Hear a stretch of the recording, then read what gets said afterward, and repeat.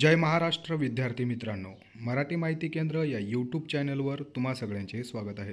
मित्रांनो, हा जो जी आर आहे तो जी आर 12 जुलै रोजी प्रसिद्ध झालेला आहे. जुना जी आर जरी असला तरी मी खूप तुम्हाला नवीन माहिती यामध्ये सांगणार आहे. जसं की 2023मध्ये जे DMERची परमनंट पदभरती झाली होती त्यातूनच आता नवीन पदभरतीसुद्धा त्याच विद्यार्थी जे वेटिंगवर आहेत त्याच्यातूनच भरणार आहेत का, किंवा सगळे जे पद आहेत ते कॉन्ट्रॅक्ट बेसवरच निघणार आहेत का, किंवा परमनंट बेसवरती किती निघणार आहेत. या सगळे जे प्रश्न आहेत या सगळ्या प्रश्नांचं जे उत्तर आहेत ते आपण आजच्या या व्हिडिओमध्ये बघणार आहोत. त्यामुळं व्हिडिओ शेवटपर्यंत नक्की बघा मित्रांनो. 12 जुलै 2024 रोजी जे वैद्यकीय शिक्षण व औषधी द्रव्य आपलं DMER आहे त्यांचा एक जी आर जो आहे तो प्रसिद्ध झालेला होता. तर त्यामध्ये काय होतं, जे शासकीय वैद्यकीय रुग्णालय असतात, त्यानंतर शासकीय आयुर्वेदिक रुग्णालय असतात आणि शासकीय होमिओपॅथी जे रुग्णालय असतात आणि जे महाविद्यालय असतात, म्हणजे महाविद्यालयाला जोडलेले जे हॉस्पिटल्स असतात त्यांच्यासाठी ग्रुप क आणि ग्रुप ड ची जे पद आहेत हे बाह्य स्त्रोताद्वारे, बाह्य स्त्रोत म्हणजे कॉन्ट्रॅक्च्युअल भरण्याच्या बाबतीत 12 जुलै रोजी त्यांनी जी आर प्रसिद्ध केला होता. तर थोडक्यात आपण या जी आरविषयी माहिती बघू आणि त्यानंतर मी तुम्हाला तुमचे जसे पडलेले प्रश्न आहेत त्या विविध प्रश्नांचे उत्तरं खूप डिटेल्समध्ये सांगणार आहे आणि या व्हिडिओचा तुम्हाला खूप जास्त फायदा होणार आहे. त्यामुळं हा व्हिडिओ शेवटपर्यंत नक्की बघा. तर अधिक वेळ न लावता आपण सुरुवात करूया. बघा, या वैद्यकीय शिक्षण व संशोधन संचालयाच्या अधीनस्थ असलेल्या शासकीय वैद्यकीय आयुर्वेदिक व होमिओपॅथिक महाविद्यालय आणि जे रुग्णालय आहेत त्यांच्यासाठी क आणि ड या संवर्गातील जे मंजूर पद आहेत ते बाह्य स्त्रोताबाबत भरण्याचा जो प्रस्ताव होता तो आयुक्त वैद्यकीय शिक्षण व संशोधन संचालन DMER यांच्याद्वारे 25/6/2024 रोजी जी बैठक झाली त्याच्यामध्ये मान्य करण्यात आलेला आहे.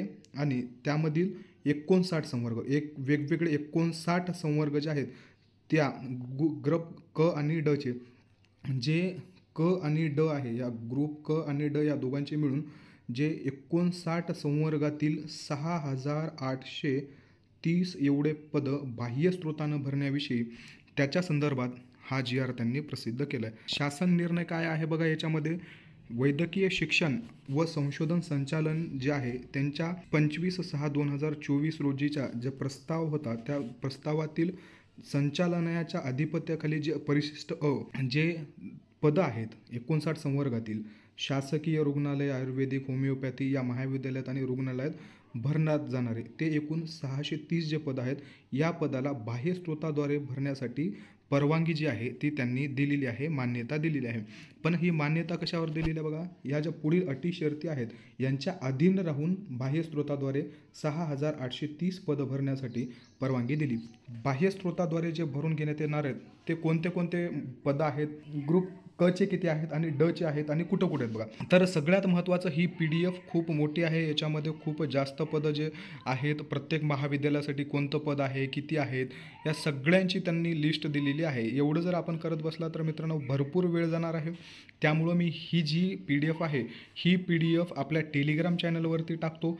तिथं जाऊन तुम्ही डाउनलोड करून प्रत्येक महाविद्यालयामध्ये, प्रत्येक हॉस्पिटलमध्ये ग्रुप क च्या, ग्रुप ड च्या किती वॅकन्सी आहेत हे जाऊन तुम्ही सविस्तर बघून घ्या आणि नंतर तुमचं जे प्रिपरेशन आहे ते प्रिपरेशन चालू ठेवा. ही फक्त कॉन्ट्रॅक्च्युअल जी भरती येणार आहे त्याच्यासाठीची PDF आहे. आणि मित्रांनो, फक्त कॉन्ट्रॅक्च्युअलच भरती येणार आहे का, तर नाही.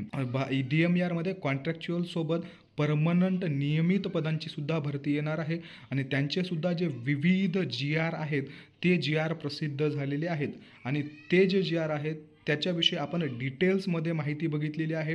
याच्या आधी जवळपास आपले DMERच्या परमनंट वॅकन्सीवरती 3 व्हिडिओ झालेले आहेत. त्या तिन्ही व्हिडिओची लिंक जी आहे ती मी डिस्क्रिप्शन बॉक्समध्ये देतो. तिथं जाऊन तुम्ही व्यवस्थित सगळ्या गोष्टी समजून घेऊ शकता.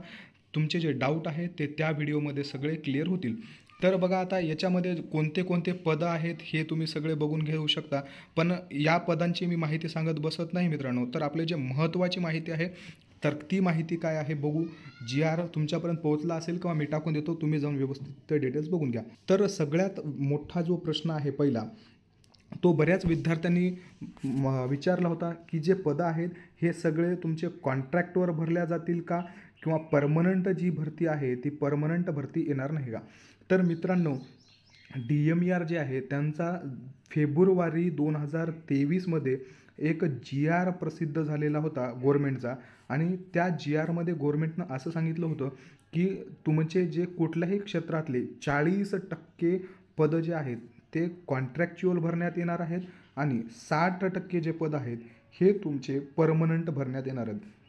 पण त्यानंतर या जो शासनाचा निर्णय आहे, या शासन निर्णयावर बऱ्याच विद्यार्थ्यांनी स्ट्राईक काढले, आंदोलनं केली, आणि त्या सगळ्या पार्श्वभूमीवर महाराष्ट्र शासनानं हा जो निर्णय होता हा निर्णय रद्द केला, आणि त्यानंतर सगळे पदं परमनंट भरून घेण्याचा निर्णय घेतला. पण कॉन्ट्रॅक्च्युअल GR रद्द करून परमनंट भरती घेण्याचे आदेश दिल्यानंतरसुद्धा आता परत त्यांनी कॉन्ट्रॅक्च्युअल 40% आणि परमनंट 60% भरण्याचा निर्णय घेतला आहे. तर त्यामध्ये आता आपण परत विद्यार्थ्यांनी जर काही आवाज वगैरे उठवला तर त्यामध्ये परत एकदा शासनाचे डोळे उघडू शकता. पण सध्या तरी त्यांनी याच प्रकारे GR काढलेले आहेत. आरोग्य विभागाची जी भरती आहे त्या भरतीमध्ये सुद्धा मित्रांनो तुमचे DHSमध्ये सुद्धा अशाच एक प्रकारची जी आहे कॉन्ट्रॅक्च्युअल भरतीची सुद्धा ॲड आलेली आहे, म्हणजे GR आलेला आहे, आणि त्या GR विषयी पण आपण लवकरच व्हिडिओ घेणार आहोत. तर अजून एक मित्रांचे प्रश्न असे बरेच होते की DMERची 2023च्या आधीची जी एक्झाम झाली होती, 2023च्या आधीची, त्या एक्झाममध्ये DMERनं काय केलं होतं की पहिल्यांदा पदभरती घेतली, जितक्या पदांसाठी आली होती भरती तेवढे पदं त्यांनी भरून घेतले, आणि त्यानंतर जे वेटिंग लिस्टवरती विद्यार्थी आहेत याच वेटिंग लिस्टवरच्या विद्यार्थ्यांना घेऊन पुढील 2 वर्षानंतर भरती काढली, आणि या दुसऱ्या वर्षानंतरच्या भरतीमध्ये जे पहिल्या पेपरच्या वेटिंग लिस्टमध्ये आहेत याच्यातूनच विद्यार्थी घेतले आणि त्यांच्याकडूनच पदं भरून घेतले. म्हणजे नवीन जी जाहिरात तयार झाली होती त्या जाहिरातीसाठी कुठल्याही प्रकारचा त्यांनी फॉर्म भरून घेतले नाही, किंवा कुठल्याही प्रकारची एक्झाम न घेता डायरेक्टली घेतली. तर काही विद्यार्थ्यांचं असं म्हणणं आहे की 2023मध्ये जे DMERची भरती झाली त्याच्यामध्ये जे वेटिंगला आहेत त्यांच्यामधूनच आता हे नवीन जे जागा आहेत त्या भरून घेतील का, तर नाही मित्रांनो. तर त्याचं कारण असं आहे की जे आपलं तर जे DMER आहे या DMERने जी उच्च समिती असते, उच्च समितीला पत्र पाठवलं होतं, ते पण 2 ते 3 वेळेस पाठवलं होतं की आम्ही लास्ट टाईम जशा पद्धतीनं वेटिंग लिस्टमधून पदं भरून घेतली होती तसं याही वेळेस आम्ही भरून घेऊ शकता का, आणि याची तुम्ही आम्हाला परवानगी द्या, म्हणून त्यांनी जी उच्च समिती आहे यांच्याकडं पत्र पाठवलं होतं. पण मित्रांनो उच्च समिती जी आहे त्यांनी त्यांचं जे म्हणणं आहे ते ॲक्सेप्ट केलेलं नाही आहे, त्यांची मागणी जी आहे ती फेटाळली आहे. त्याचं कारण म्हणजे एक बिंदू नामावली म्हणून एक समिती आहे, ती जी एक समिती आहे त्या समितीचं काम असं आहे की तुमचं जे रिझर्वेशन आहे त्या रिझर्वेशनवरती ती जी समिती आहे ती काम करत असते. तुमचं होरिझॉन्टल रिझर्वेशन कसं असायला पाहिजे, त्यानंतर व्हर्टिकल कसं असायला पाहिजे, पॅरलल रिझर्वेशन, कोणत्या कास्टचा पॅरलल रिझर्वेशनमध्ये कुठलं पद असायला पाहिजे, कोणत्या कास्टसाठी किती जागा असायला पाहिजे, या सगळ्या गोष्टींचा जो आराखडा आहे ती आराखडा ही बिंदू नामावली जी आहे ती घेत असते. पण 2023मध्ये जे DMERची पदभरती झाली होती त्या पदभरतीमध्ये बिंदू नामावली जी होती त्यांचा समावेश नव्हता, आणि त्यांनी जे रिझर्वेशन कशा पद्धतीनं असायला पाहिजे आणि त्यांचा जे आराखडा असतो ते बिंदू समितीकडून घेतलेला नव्हता, आणि त्यामुळंच जे उच्च समिती आहे त्या उच्च समितीनं या अशा पद्धतीनं पदं भरून घेण्यासाठी जो आहे तो नकार दिलेला आहे DMERला, आणि त्याच्यामुळंच जे वेटिंगवरती विद्यार्थी आहेत 2023च्या पदभरतीतले या विद्यार्थ्यांकडून पुढील जी येणारी भरती आहे ही भरती भरून घेण्यात येणार नाही, आणि आत्ता जी भरती येणार आहे परमनंटची त्या परमनंटच्या भरतीमध्ये तुमचे नवीन फॉर्म भरून घेतले जातील, तुम्हाला नवीन पैसे भरावे लागतील, आणि तुमची या सगळ्यांसोबत एक्झाम पण होणार आहे 100%. त्यामुळं तुम्ही अभ्यासाला लागा, त्या आधीच्या पद्धतीनं एक्झाम होतील का अशा कुठल्याही विचारामध्ये राहू नका मित्रांनो. तुमची 40% जे पदभरती आहे कॉन्ट्रॅक्टवर ती पण 100% होणार आहे, आणि 60% जे पदं आहेत ते 100% जे आहे तुमचे परमनंट भरून घेण्यात येणार आहेत. जवळपास तुमचे जे 6,830 पदं आहेत 830 ते पदं कॉन्ट्रॅक्च्युअल भरून घेण्यात येणार आहेत, आणि जवळपास मित्रांनो 8,000च्या जवळपास जे आहेत हे नियमित पदं भरून घेण्यात येणार आहेत. नियमित पण मित्रांनो मग आता लगेच जी ॲड येणार आहे ती पूर्ण 8,000साठी येणार आहे का? तर नाही मित्रांनो, हे साप चुकीचं आहे. जे जवळपास 8,000च्या जवळपास जी DMERची पदभरती येऊ शकते, ही पदभरती 4 टप्प्यामध्ये होणार आहे. पहिल्या वर्षी काही पदं, दुसऱ्या वर्षी काही पदं, तिसऱ्या वर्षी आणि उरलेली पदं हे चौथ्या वर्षी भरून घेणार आहेत. अशा पद्धतीनं 4 टप्प्यामध्ये जे नियमित पदांची जवळपास ज्यामध्ये 8,000 वेगवेगळ्या 59 संवर्गातील पदं असू शकतात, ती पदभरती होणार आहे. आणि मग आता जी पदं आहेत क आणि ड, क आणि डचे जे दोन्ही मिळून सरळ सेवेचे जे पदं आहेत, ते जवळपास 1,800 प्लस जे पद आहेत, त्या नियमित पदांसाठी आत्ता DMERची पदभरती निघू शकते. तर बऱ्याच विद्यार्थ्यांनी असं विचारलं की कधी येईल पदभरती, लवकर येईल का, किती वेळ लागेल? तर मित्रांनो सांगायचं जर म्हणलं तर अशा चर्चेला सुरुवात आहे सध्या की जे आपल्या विधानसभा निवडणुका आहेत, या विधानसभा निवडणुका लांबणीवर आहेत. जवळपास दिवाळी झाल्याच्या नंतर विधानसभा निवडणूक होणार आहेत, अशी एक लोकल चर्चा आहे. आणि या चर्चेचा जर विचार केला तर आपल्या महाराष्ट्रामध्ये नवीन 9 जे मेडिकल कॉलेज आहेत, 9 जिल्ह्यांमध्ये, ज्या जिल्ह्यांमध्ये आधी मेडिकल कॉलेज किंवा मेडिकल हॉस्पिटल नाही आहेत, अशा जिल्ह्यांमध्ये मेडिकल कॉलेज आणि मेडिकल हॉस्पिटल्स तयार करण्यासाठी जवळपास 2 वर्षापासून काम चालू आहे. आणि हॉस्पिटलचं बांधकाम मित्रांनो शेवटच्या टप्प्यावरती आहे. आणि त्याच 9 जिल्ह्यातील जे पदभरती आहे, या पदभरतीचा GR जो आहे तो जवळपास मार्च महिन्यामध्ये GR आलेले आहेत, मार्च महिन्यामध्ये. आणि या मार्च महिन्यामध्ये त्यांनी पदभरती ही लवकर व्हावी म्हणून जी लवकर पदभरती व्हावी म्हणूनच उच्च समितीची जी परवानगी असते ती शिथिल करण्यात आलेली होती. आणि त्याच अनुषंगानं जवळपास मार्च महिन्याच्या 12-13 तारखेपर्यंत जर म्हणलं तर बघा, एप्रिल, मे, जून, जुलै, ऑगस्ट जवळपास 5 महिने होत आलेत मित्रांनो की या GRला येऊन. आणि 5 महिन्यापूर्वीच त्यांनी पदभरती लवकर व्हावी म्हणून परवानगी जी आहे उच्च समितीची ती शिथिल केली होती.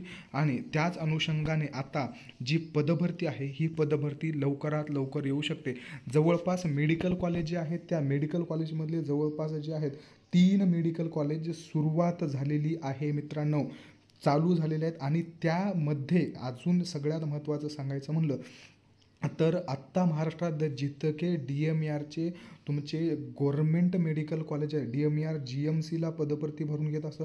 आणि जितक्या GMC आहेत तुमचे, मग त्यामध्ये आयुर्वेदिक असू द्या किंवा होमिओपॅथिक असू द्या किंवा मेडिकल कॉलेज असू द्या, यांच्यामधून जे आत्ता सध्या आधीच्या भरतीमध्ये लागलेले जे एम्प्लॉय कार्यरत आहेत त्यांना विनंती बदलीद्वारे जे आत्ता चालू झालेले कॉलेज आहेत यांच्यामध्ये पोस्टिंग देत आहेत. विनंती बदली म्हणजे काय असतं, आता एम्प्लॉय आहे समजा नांदेड किंवा पुणे यासारख्या ठिकाणी कार्यरत आहे कामाला, आणि त्यांना त्यांच्या होम टाऊनला जर ड्युटी पाहिजे असेल तर ते त्यांच्या विनंती बदलीद्वारे ती ट्रान्सफर त्यांचं करून घेऊ शकतात.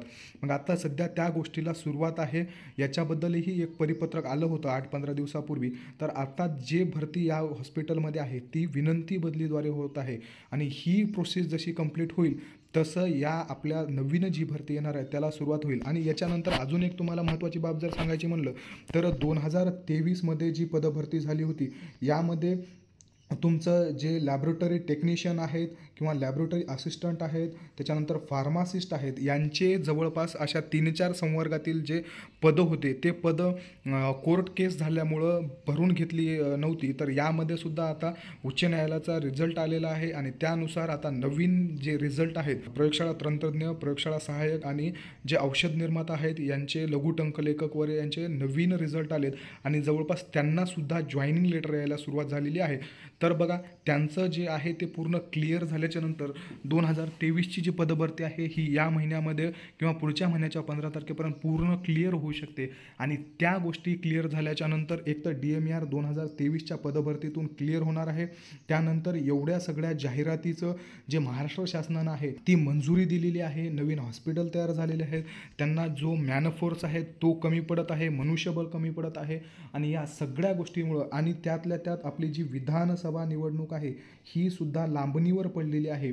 आणि या सगळ्या गोष्टींचा विचार करता त्यांनी असं ठरवलं तर तुमची विधानसभेची आचारसंहिता लागायच्या आधीसुद्धा नोटिफिकेशन येऊ शकते. नोटिफिकेशन आधीसुद्धा येऊ शकते. तर आता अंदाज लावणं चुकीचं आहे. काहीच अंदाज लावता येत नाही मित्रांनो. आणि कधी भरती येईल काही सांगतात नाही. त्यांनी जर ठरवलं आता दिवाळीच्या नंतर म्हणलं तर जवळपास ऑक्टोबरच्या शेवटी किंवा नोव्हेंबरमध्ये जी विधानसभा आहे ती जाऊ शकते. तर आता विधानसभेला जवळपास 3 महिने आहेत. या 3 महिन्या आणि विद्यार्थ्यांना फॉर्म भरून घेण्यासाठी 20 ते 25 दिवस वेळ द्यावा लागतो. तर हे त्याच्या आधीसुद्धा फॉर्म भरून विधानसभेच्या नंतर एक्झामसुद्धा ठेवू शकतात. आणि त्यामुळं काहीच सांगता येत नाही की पदभरती कधी येईल. त्यामुळं तुम्ही अभ्यासाला लागा. आणि DMAR याच्याहून महत्त्वाचं, जे तुमची भरती पडते मित्रांनो, जेव्हा तुमची नोटिफिकेशन येते, तुम्हाला फॉर्म भरायला वेळ दिला जातो, त्यानंतर 1 महिन्याच्या मध्ये तुमची जी आहे ते DMAR पेपर घेतं, तुम्हाला वेळ देत नाही. त्यामुळं प्रिपेअर राहा, अभ्यासाला लागा. भरती कधी येणार आहे, लवकरच येणार आहे का, 4 महिन्यानंतर येईल का, 6 महिन्यानंतर येईल का, किंवा इमिडिएटली का, या सगळ्या गोष्टीचा विचार करत तुमच्या अभ्यासावर इफेक्ट पडू देऊ नका. या भरतीच्या नंतर चान्सेस खूप कमी आहेत मोठ्या भरतीचे. ही एक मेगा भरती असू शकते. त्यामुळे अभ्यास करा मित्रांनो. जाहिरात कधीही आली, महिन्याला येऊ, 2 महिन्याला येऊ किंवा 4 महिन्याच्या नंतर येऊ, तुमचं प्रिपरेशन जे आहे ते प्रॉपर असलं पाहिजे. आणि या भरतीत तुम्ही पोस्ट काढणं गरजेचं आहे. आणि तुमचं जे करिअर आहे ते सेट होणं हे महत्त्वाचं आहे. मग त्याच्यासाठी थोडा वेळ लागेल. तुम्ही फक्त जाहिरातीची वाट बघत बसाल आणि तुमचा जर अभ्यास नसेल तर कदाचित तुमच्या हातून ही भरतीसुद्धा जाऊ शकते. त्यामुळं तुम्ही भरती कधी येणार आहे याच्यापेक्षा तुमचं प्रिपरेशन किती आहे, भरती जर आली तर तुमची तयारी किती आहे, या गोष्टीकडे लक्ष द्या. स्वतःला प्रिपेअर करा. भलेही भरती जी आहे ती 1-2 महिने लेट झाली तरी चालेल, पण तुमचं जे प्रिपरेशन आहे ते प्रॉपर असलं पाहिजे. तर मित्रांनो, आपण जवळपास बरेच प्रश्न जे आहेत ते अटेंड केलेले आहेत. आणि त्यानंतर ही जी कॉन्ट्रॅक्च्युअल भरती येणार आहे या माहितीबद्दलही आपण बऱ्याच गोष्टी बघितल्या आहेत. जे परमनंट भरती येणार आहेत त्याच्याविषयी आपण ऑलरेडी व्हिडिओ बनवून माहिती घेतलेली आहे. त्याही व्हिडिओची मी लिंक तुम्हाला डिस्क्रिप्शनमध्ये देतो, तीही बघून घ्या आणि अभ्यास करा. या सगळ्या नोट्स वगैरे मिळवण्यासाठी आपलं टेलिग्राम चॅनल जॉईन करा. आणि तुम्हाला दिलेली माहिती आवडली असेल तर या व्हिडिओला लाईक करा, चॅनलला शेअर करा. आणि मित्रांनो, लेटेस्ट न्यूज मिळवण्यासाठी किंवा अशाच नवीन माहिती तुमच्यापर्यंत लवकरात लवकर पोहोचायसाठी आपल्या चॅनलला सबस्क्राईब करून ठेवा. धन्यवाद.